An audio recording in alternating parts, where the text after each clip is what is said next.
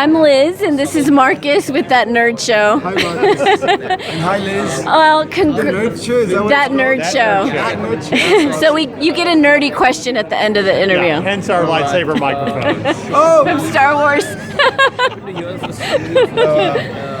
So I'm so nervous about the nerdy question. Okay, go on. I know everybody gets freaked out, but it'll be fine. Yeah, I'll just, whatever. Yeah. We'll get there when we We'll get there when we get there.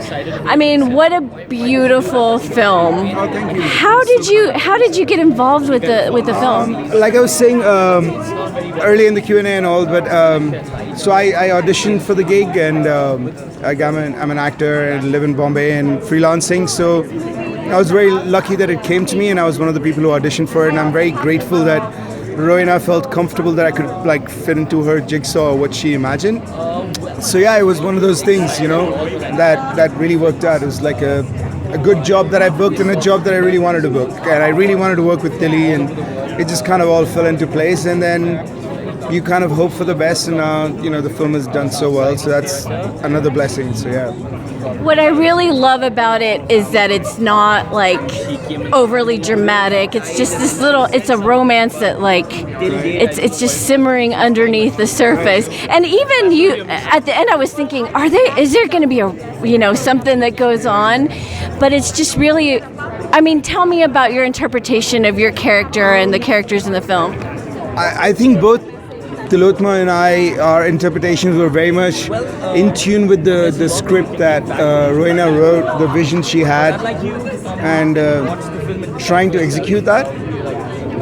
I can't speak for Tilotma, but I'd say that I really appreciated Roina's faith in us to allow that grammar of acting or the subtlety or whatever you might have felt to come across. And in her writing, it was already there, this idea that it was simmering, and then it was all about space and contact. And throughout the process, even though it was Roina's first film or whatever, she was very confident in what she wanted, and at the same time, she was also very generous in allowing us to express ourselves how we wanted. And if it didn't work, she'd say, okay, well, I get it, but maybe this is not what I want. I know what I want, and I think that really helps, because as an actor, our job is to give those options. So yeah, I mean, my interpretation was through Roina, and my job was to get her interpretation right. And other than that, it was very easy. Like, I know Tilotma as a person, and Roina was very generous, so it's a very comfortable set to explore such emotions, especially when you can't act out on them and, all of that. And we had a few days of workshop as well before the film started, but it was again very lucid, and it was more about Roina, Tilotma, and I being in the room and kind of just being in the room, and understanding where we were going with it. So yeah, the whole process helped in that sense, yeah. And how long did it take to film?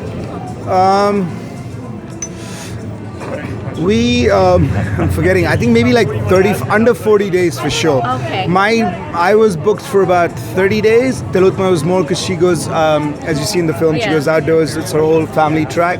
I would say 35 to 37 shooting days. We started in I think early March. We wrapped by 10th of April. And you have a off day in the middle, and you don't work 7 days a week. You do 5-6 days or whatever. So yeah, I would say about that. It was very quick. I think they planned it that way. And also it's expensive to shoot in Bombay.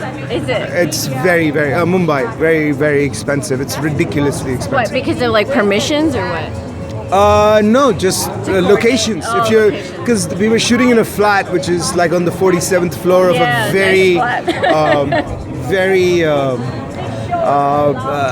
upper, It looked very expensive, posh. posh neighborhood, Yeah. and it was a new building. So to book that alone and things like that, there was a lot of investment, and so you have to be efficient as well. At the same time, without compromising, I think the producers, Roina and Brees, they all did a great job making sure that we were able to translate what she wrote. Well, it was a beautiful film, and we do have a nerdy question for you, waiting for you. So, in the nerd universe, if you had a weapon of choice or a superpower of choice to defeat the forces of evil, what would it be? Talking. If I could talk someone to change their mind, I'd use that as a superpower. Okay. Yeah. Because you can go so many places. Yeah, I don't have a weapon. I mean, that verbal. Yeah. I think I can give love talking as well. Well, you're halfway there. You're an actor, so. Right? What else I gotta do? I dance. That would be awful. Although you know, there's an area there with the dinosaurs where you can go into the sound booth and dance. And Oh, really? Yeah, I just did that before I came to this area. I was prepping for my nerd question. We'll have to check that out. right. Well, Thank you. congratulations. Thank you Thank so you. much. Beautiful film.